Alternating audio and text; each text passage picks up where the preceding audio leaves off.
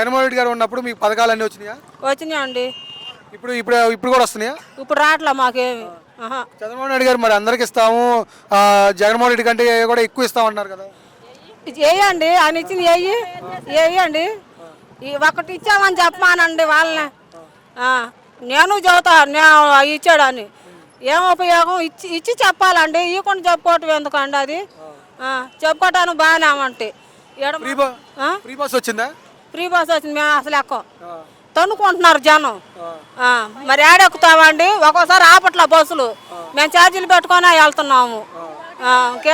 మా ఇద్దరు పిల్లలు ఉన్నారు, మా ఆయన చచ్చిపోయాడు, ఇంతవరకు మరి పింఛను కూడా పెట్టట్లా, అసలు అమలునే లేదు అని అంటున్నారు. మరి ఇద్దరు పిల్లల్ని పోషించుకుంటున్నారు తొడియాలు తీసుకొని. అని చేసింది ఏమంటే మాకు రేషన్ బియ్యం ఒకటే వచ్చేది, ఇంకేం లేవు. మీకు పెన్షన్లు ఏమైనా వస్తున్నాయా? ఏం రావట్లేదండి మాకు. పెన్షన్ ఇంతవరకు లేదా? లేదండి, అసలు ఇంకా అమలులోనే రాలేదమ్మా అని అంటున్నారు. మరి తొడియాలు తీసుకొని తినక బతుకుతున్నాం. ఇదివరకు జగనన్న వచ్చిన ప్రభుత్వంలో మేము బాగానే బతుకాము, పిల్లోడికి అమ్మోడి కాల్షిప్ పట్టి. ఈ అసలు ఆయన ఎక్కినాక మాకు ఇంతవరకు పిల్లలు కాల్షిప్ కానీ అమ్మోడు కానీ ఎవరికి పడలా మాకు. జగన్మోహన్ రెడ్డి ముఖ్యమంత్రి అవనీయమంటున్నారు కదా. అవుతాడండి, మన చేతుల్లో ఉంది, అయ్యేది అవంది.